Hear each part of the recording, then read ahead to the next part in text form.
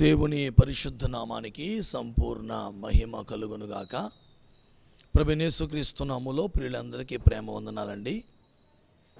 ఎంతో భారముతో ప్రార్థనాపూర్వకంగా వాక్యానుసారంగా చేస్తున్న ఈ వీడియోస్ను మీరు ఎంతగానో ఆదరించి ప్రేమించి ప్రోత్సహిస్తూ అనేకులకు పరిచయం చేస్తున్నందుకు ప్రభు నామములో మీ అందరికీ నా కృతజ్ఞతలండి.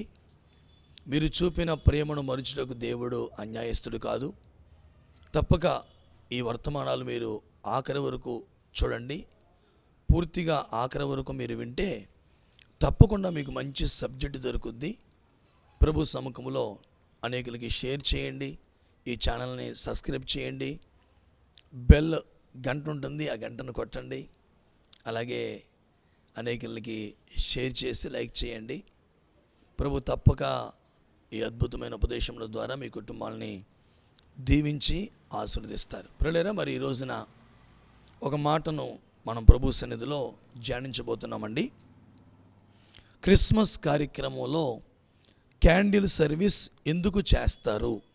క్రిస్మస్ కార్యక్రమంలో క్యాండిల్ సర్వీస్ ఎందుకు చేస్తారు అనే ఒక ఆలోచన మీ ముందు పెట్టాలని ప్రభు ఆత్మతో నేను ప్రేరేపించబడ్డాను. చాలామంది చాలా కార్యక్రమాల్లో మనం చూస్తూ ఉంటాం. క్రిస్మస్ హడావిడిలో చాలామంది క్యాండిల్ వెలిగించి అక్కడ ఉన్న లైట్స్ అన్నీ ఆపి క్యాండిల్స్ వెలిగించి పాట పాడుతూ ప్రభువుని స్తుతిస్తూ ఉంటారు.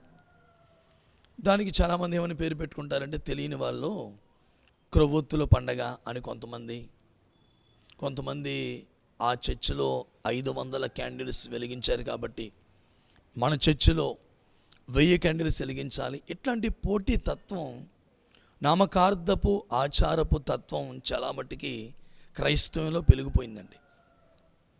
చాలా పెరిగిపోయింది. అసలు అది కాదు, ఆత్మీయ పాఠం మనం నేర్చుకోవాలి. క్యాండిల్లో ఉన్న అద్భుతమైన ఆత్మీయ పాఠం మనం నేర్చుకోవాలి. ఈరోజున దేవుని కృపలో క్యాండిల్లో ఉన్న 7 అద్భుత ప్రత్యేకతలు మీకు జ్ఞాపకం చేస్తాను.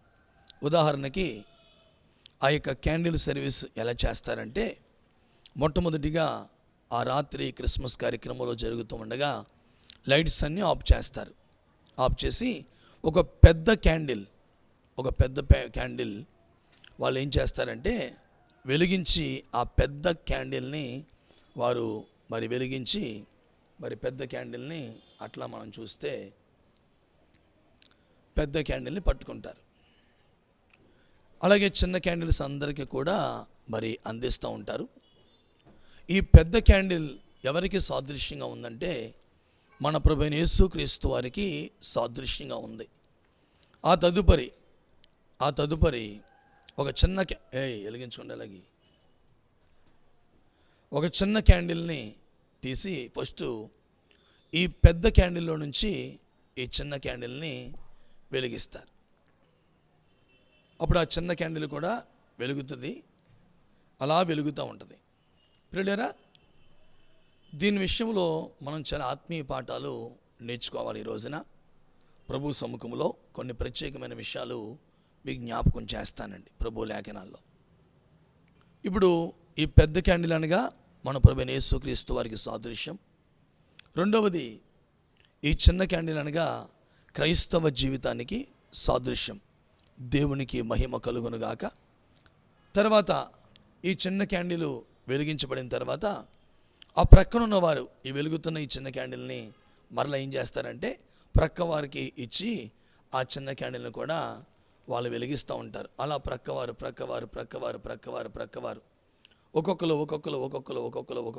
ఒక్కొక్కరు ఆ క్యాండిల్లు అలా వెలిగించుకుంటూ పాట పాడుతూ ప్రభువుని ఆరాధిస్తారు. దీని ఆత్మీయ పాఠాలు ఏంటో మీకు కొన్ని విషయాలు జ్ఞాపకం చేస్తాను. చాలా శ్రద్ధగా మీరు వినాలని ప్రేమతో మీకు మనవి చేస్తున్నాను. దేవునికి స్తోత్రం కలుగునుగాక. ఇది కొవ్వొత్తుల పండగ కాదండి. ఆ చర్చిలో 50 క్యాండిల్స్ వెలిగించారు కాబట్టి మన చర్చిలో 1000 క్యాండిల్స్ వెలిగించాలనే పోటీతో కూడినటువంటి భక్తి కాదండి. ఇక్కడ చాలా ప్రాముఖ్యంగా తెలియపరుస్తున్నాడు. ప్రియమైన దేవుని ప్రజలారా, సామెతల గ్రంథం 24వ అధ్యాయము 20వ వచనం ప్రకారంగా సామెతల గ్రంథం 24వ అధ్యాయము 20వ వచన ప్రకారంగా మరి భక్తిహీనత వలన మానవుని దీపం ఆరిపోయిందండి. భక్తిహీనత వలన మానవుని దీపం ఆరిపోయింది. యోబు గ్రంథం 18వ అధ్యాయము 6-7 వచనాలు. ఎందుకు నేను దీపమని ఈ వాక్యాలు చెబుతున్నానంటే, కింగ్ జేమ్స్ వర్షన్లో, ఇంగ్లీష్ బైబిల్లో, కేజీవీలో క్యాండిల్ అన్న చోటన తెలుగు బైబిల్లో దీపముగా తర్జుమా చేశారండి. కనుక ఈ యొక్క లేఖనాలన్నీ పరిశోధించి మీకు కొన్ని అద్భుతమైన సత్యాలు చెప్పాలని మరి నేను ప్రయాసపడుతున్నాను. తప్పక మీరు ఆఖరి వరకు ఈ వీడియో చూడండి, మంచి సబ్జెక్ట్ మీకు దొరుకుద్ది. ఇప్పుడు చూడండి, యోబు గ్రంథం 18వ అధ్యాయము 6-7 వచనాల ప్రకారంగా మనం చూస్తే, మానవుడు దుర్మార్గ కార్యాలు బట్టి మానవుని జీవితం ఆరిపోయింది, మానవుని దీపం ఆరిపోయింది. చేసిన తప్పులను బట్టి, పాపాలను బట్టి, అక్రమాలను బట్టి, దుర్మార్గతను బట్టి, భక్తిహీనతను బట్టి మానవుని దీపం ఆరిపోయింది. కానీ కీర్తన గ్రంథం 18వ కీర్తన 28వ వచనంలో మనం గమనించగలిగితే, నా దీపమును వెలిగించువాడవు నీవే దేవా. అంటే ఈ పెద్ద క్యాండిల్ని మీకు ముందు చూపించాను. ఈ పెద్ద క్యాండిల్ వెలుగుతూ ఈ చిన్న క్యాండిల్ని ఏం చేసిందంటే వెలిగించింది. అంటే ప్రియమైన దేవుని బిడ్డలారా, మానవుడు పాపములో, అతిక్రమాల్లో, భక్తిహీనతలో, దుర్మార్గతలో, దుష్ట కార్యాలతో తన జీవితాన్ని, తన బ్రతుకుని, తన కుటుంబాన్ని ఆరిపోయిన పరిస్థితుల్లో ఉంటే, యేసుక్రీస్తు ఏం చేస్తారంటే ఆయన దగ్గరికి వచ్చినటువంటి ఆ వ్యక్తులను ఆయన వెలిగించే దేవుడై ఉన్నాడు. స్తోత్రం కలుగునుగాక. క్యాండిల్ సర్వీసులో మనం మొట్టమొదటిగా నేర్చుకోవాల్సిన ఒక అద్భుతమైన పాఠం ఏంటంటే, యేసయ్య నన్ను వెలిగిస్తాడు, నా జీవితాన్ని వెలిగిస్తాడు, నా బిడ్డల జీవితాన్ని వెలిగిస్తాడు అని మనము ఆ సత్యాన్ని గ్రహించాలి. ఆత్మీయ పాఠం. ఈ రోజున నీ ఆర్థిక వ్యవస్థ ఆరిపోయిందా? నీ ఆత్మీయ జీవితం ఆరిపోయిందా? నీ ప్రార్థనా జీవితం ఆరిపోయిందా? నీ పరిశుద్ధ జీవితం ఆరిపోయిందా? నీ ఆరోగ్య పరిస్థితులు ఆరిపోయినాయా? ఇక అంతా అయిపోయింది నా జీవితం అనుకుంటున్నావా? మొట్టమొదటి మాట ఏంటంటే, ఆరిపోయిన నీ జీవితాన్ని, ఆరిపోయిన నీ ప్రార్థన జీవితాన్ని, ఆరిపోయిన నీ పరిశుద్ధ జీవితాన్ని, ఆరిపోయిన నీ ఆర్థిక వ్యవస్థను, ఆరిపోయిన నీ ఆరోగ్య స్థితిని ప్రభు మరలా తిరిగి వెలిగించడానికి శక్తిమంతుడై ఉన్నాడు. ఈ పాఠాన్ని మొట్టమొదటిగా మనం నేర్చుకోవాలి పిల్లలారా. యేసయ్య మనల్ని వెలిగించే దేవుడు, ఆరిపోయిన మన జీవితాల్ని వెలిగించే దేవుడు అని మనము మొట్టమొదటిగా ఈ వచనాలను బట్టి మనము అర్థం చేసుకోవచ్చు. రెండవదిగా పిల్లలారా, మనం ఏం చేసామంటే, ఈ చిన్నది మరలా క్యాండిల్ వెలిగించబడిందిగా, ఈ వెలిగించబడిన ఈ క్యాండిల్ ఏం చేస్తారంటే మళ్ళీ రెండో వ్యక్తి యొక్క చేతిలో ఉన్న క్యాండిల్ని వెలిగిస్తారు. అంటే వెలుగుతున్నటువంటి నీవు అనేకులను వెలిగించాలి. దేవునికి స్తోత్రం కలుగునుగాక. మత్తయి సువార్త 5వ అధ్యాయం 15వ వచనం, మార్కు సువార్త 4వ అధ్యాయము 21వ వచనం. దేవునికి స్తోత్రం కలుగునుగాక. అలాగే లూకాసు సువార్త 8వ అధ్యాయం 16వ వచనం, అలాగే లూకాసు సువార్త 11వ అధ్యాయం 33వ వచనాల ప్రకారంగా మనం చూడగలిగితే, ఈ క్యాండిల్ని వెలిగించి కొంచెం కిందనో మంచం కిందనో ఎవరు పెట్టండి, అది అనేకులకు వెలిగించినట్లు దాన్ని క్యాండిల్ స్టాండ్ పైన, దీపస్తంభం పైన దాన్ని పెడతారని ఈ వాక్యాలు తెలియపరుస్తున్నాయి. అంటే ప్రియులారా, వెలిగించబడిన నీవు అనేకులను వెలిగించే బిడ్డగా ఉండాలి. వెలుగు యొద్దకు వచ్చిన నీవు అనేకులను వెలుగైన యేసుక్రీస్తు యొద్దకు నడిపించే బిడ్డగా ఉండాలి. క్రొవ్వొత్తులు వెలిగించుకుని సంబరపడిపోయి డ్యాన్సులు వేసుకుని ఆనందపడిపోవడానికి కాదు. ఈ విషయాలన్నీ కూడా ఆత్మ సంబంధమైన పాఠం మీరు గ్రహించండి ప్రియులారా.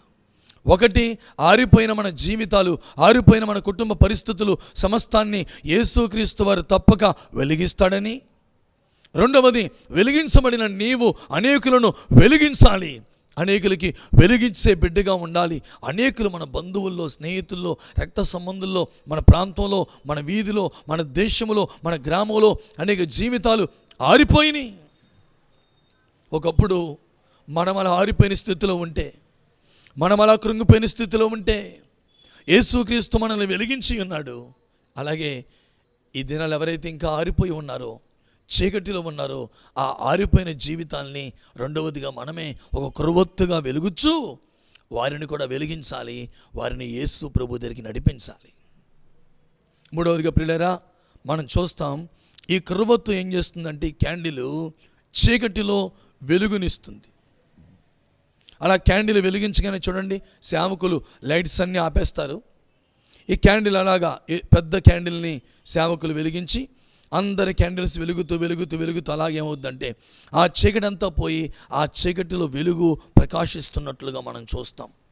కాబట్టి మత్తయి సువార్త 5వ అధ్యాయం 14వ వచనంలో యేసుప్రభు వారు ఏమన్నారో తెలిసిన?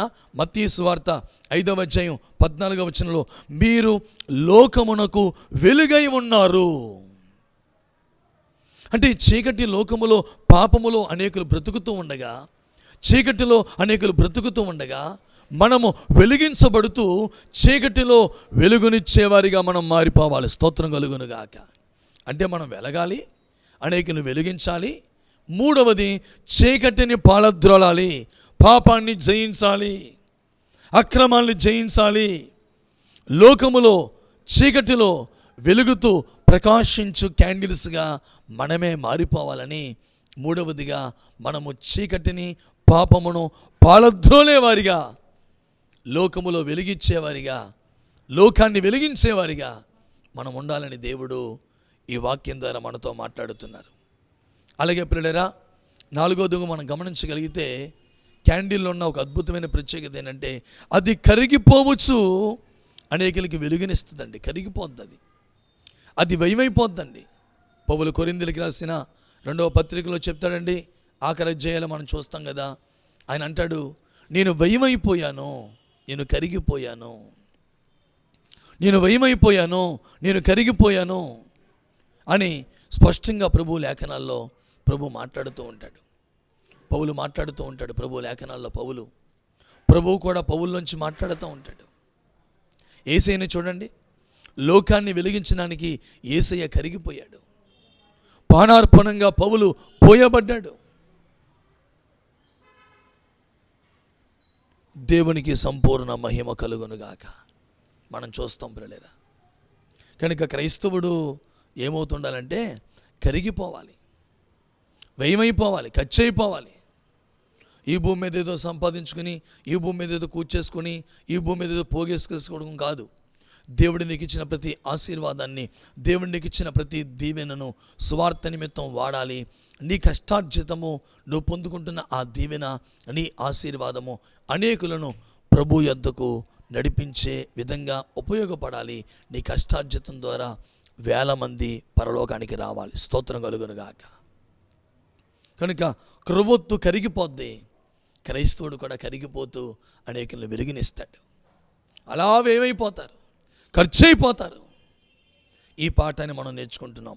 అలాగే ప్రియులారా, మనం చూస్తాం కదా, మరి సామెతల గ్రంథం 31వ అధ్యాయం 18వ వచనంలో చెప్తాడండి. మనం చూస్తాం సామెతల గ్రంథం 31వ అధ్యాయము 18వ వచనంలో మనం చూస్తాం కదా, శ్రమలో లేక రాత్రి వేళ ఆ దీపము ఆరిపోదట. ఏ దీపం ఇది? గుణవంతురాలైన సంఘం, గుణవంతురాలైన భార్య.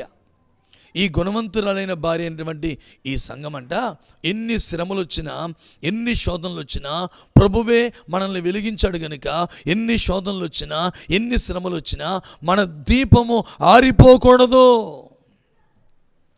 మనం వెలుగుతూనే ఉండాలి.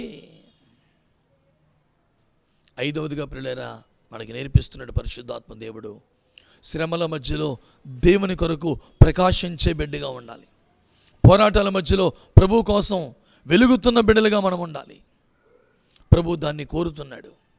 6వదిగా మనం చూస్తాం, ప్రియమైన దేవుని బిడ్డలారా, మనము 6వదిగా మనం చూస్తాం కదా, ప్రభు సముఖములో మరి లూకాసు వార్త 15వ అధ్యాయము 8వ వచనాన్ని మనం గమనించగలిగితే, లూకాసు వార్త 15వ అధ్యాయము 8వ వచనాన్ని మనం గమనించగలిగితే, ఆ క్యాండిల్ వెలుగులోనట ఆ ఇల్లంతటిని ఆమె ఊడుస్తుందట. అంటే ఇల్లంతా తుడిచేస్తుంది. ఇంట్లో ఉన్న చెత్త చెదారము, అలాగే వెలిగించబడిన ఈ వెలుగు అనే ఈ దీపములో మనలో ఏ చెత్త అయితే ఉందో, ఏ చెదారం అయితే ఉందో, ఆ చెత్తను చెదారాన్ని, మనలో ఉన్న పనికిరాని కార్యాలు, పనికిరాని క్రియలు సమస్తాన్ని మనము శుభ్రంగా ఊడ్చి బయట పారవేసేవారిగా మార్చబడాలి. క్యాండిల్ వెలిగించి ఆ వెలుగులో ఇంట్లంతటిని కూడా ఊడుస్తూ ఊడుస్తూ ఊడుస్తూ పోగొట్టుకున్న దాన్ని తిరిగి పొందుకోవడానికి, పోగొట్టుకున్న దాన్ని తిరిగి సంపాదించుకోవడానికి ఆ స్త్రీ అక్కడ చూస్తున్నాం. అలా ఇల్లంతా ఊడుస్తుందంట. ఏ వెలుగులో? క్యాండిల్ వెలుగులో. అలాగే క్రైస్తవులమైన మనము దేన్ని కోల్పోయామో, దేన్ని పోగొట్టుకున్నామో, ఆ పోగొట్టుకున్న దాన్ని తిరిగి సంపాదించుకునే నిమిత్తము క్యాండిల్ వెలుగులో మనం వెలుగుతూ మనలో ఉన్న చెత్త, పనికిరాని కార్యాలు, అసభ్యకరమైన కార్యాలు, అనేకమైన కార్యాలు మనం ఏం చేయాలంటే శుభ్రంగా ఊడ్చి బయటకు పారేసేవారిగా ఉండాలి. ఇక 7వదిగా ఆఖరిగా ప్రియులారా, లూకాసు వార్త 11వ అధ్యాయము 34 నుంచి 36 వచనాలు మనం చూస్తే, లూకాసు వార్త 11వ అధ్యాయము 34 నుంచి 36 వరకు మనం చూస్తే, మన దేహమునకు మన కన్నే దీపము. మన కన్ను క్యాండిల్గా ఉన్నది కనుక కన్ను చెడిపోకుండా, చూపులు చెడిపోకుండా పవిత్రమైన కన్నులు కలిగిన వారమై, పవిత్రమైన చూపు కలిగిన వారమై, యోబు అంటాడు, నా కంటితో నేను నిబంధన చేసుకున్నానని. దేహమంతా వెలుగుమయముగా ఉండేటట్లుగా మన జీవితాన్ని మనం కాపాడుకోవాలి. స్తోత్రం కలుగునుగాక. మన జీవితం అంతా వెలుగుతూ ఉండాలి. మన దేహమంతా వెలుగుతూ ఉండాలి. మనం చనిపోయే వరకు వెలుగుతూ ఉండాలి. దేవునికి స్తోత్రం కలుగునుగాక. ఇలాంటి అద్భుతమైన 7 ఆత్మీయ పాఠాలు క్యాండిల్లో ఉన్నాయండి. 7 ప్రత్యేకతలు క్యాండిల్లో ఉన్నాయి, క్రొవ్వొత్తులో ఉన్నాయి. త్వరగా చెబుతున్నాను మరలా. మొట్టమొదటిగా, ఆరిపోయిన మన జీవితాల్ని యేసయ్య వెలిగిస్తాడు. దానికి సాదృశ్యమానంగా క్యాండిల్ని మనం చూస్తూ ఉన్నాం. రెండవదిగా, వెలుగుతున్నటువంటి మనము అనేకుల్ని వెలిగించాలి. మూడవదిగా, లోకములో చీకటిలో మనమే వెలుగుతూ ప్రకాశించే క్యాండిల్స్గా ఉండాలి. నాలుగవదిగా, క్యాండిల్ కరిగిపోవచ్చు వెలుగునిచ్చినట్లు మనం వేయమైపోయి అనేకులకి వెలుగునివ్వాలి, అనేకుల్ని యేసు యొద్దకు నడిపించాలి, అనేకులకు ప్రభు రక్షణను పొందినట్లుగా ప్రయాసపడాలి. మనం వెళ్తున్న పరలోకపు రాజ్యానికి అనేకుల్ని తీసుకువెళ్ళాలి. మనం కరిగిపోవాలి, ప్రభు కోసం కష్టపడాలి, దేవుని కార్యాల కోసం ఖర్చయిపోవాలి. ఐదవదిగా మనం చూస్తున్నాం ప్రియులారా, మరి ఆ సంఘము ఎన్ని శోధనలు వచ్చినా, ఎన్ని శ్రమలు వచ్చినా రాత్రి వేళ వారి దీపం ఆరిపోలేదు. అలా శోధనల మధ్యలో ఆరిపోకుండా ప్రభు కోసం ప్రకాశించే క్యాండిల్స్గా మనం ఉండాలి. అలాగే ఆరవదిగా, ఆ వెలుగుతున్నటువంటి ఆ క్యాండిల్ వెలుగులో మనలో పనికిరాని కార్యాలు, చెత్త చెదారాలన్నీ బయటికి సంపూర్ణంగా ఊడ్చేసి తీసి పారేయాలి. ఏడవదిగా, మన దేహమంతయు, మన జీవితం అంతయు, మన బ్రతుకంతయు వెలుగుతూనే ఉండాలి. మన కన్నులు పవిత్రమైన వాటిగా, మన కన్నే ప్రాముఖ్యమైన దీపముగా, క్యాండిల్గా వెలుగుతూ పవిత్రమైన చూపులు కలవారింగా మనము మన దేహాన్ని అన్ని విషయాలు వెలిగించుకోవాలి. మన బ్రతుకు కాలమంతా వెలుగుతూనే ఉండాలి, అనేకుల్ని వెలిగించాలి. ప్రత్యేకంగా కనుక నామకార్థంగా క్యాండిల్ సర్వీసులు చేస్తూ వాళ్ళు 500 క్యాండిల్ వెలిగించారు, మనం 100 క్యాండిల్ వెలిగిద్దాం. లేకపోతే కొవ్వొత్తులు పండుగ చేసుకుందాం, సమాధుల దగ్గరికి వెళ్ళి క్రొవ్వొత్తులు వెలిగించడం, చర్చిలోకి వెళ్ళి క్రొవ్వొత్తులు వెలిగించడం, ఇట్లాంటి నామకార్థమైన పరిస్థితుల్ని సంపూర్ణంగా విడిచిపెట్టి దైవ సంబంధమైన, ఆత్మ సంబంధమైన ఆ క్యాండిల్లో ఉన్న గొప్పతనాలు కలిగిన వారిగా భక్తి చేద్దాం. ప్రభు రాకడికి రాజ్యానికి సిద్ధపడదాం. ప్రభు ఈ మాటలు మన వెనుకడిలో ఫలభరితముగా మార్చునుగాక. అందరికీ వందనాలండి. అందరికీ వందనాలు.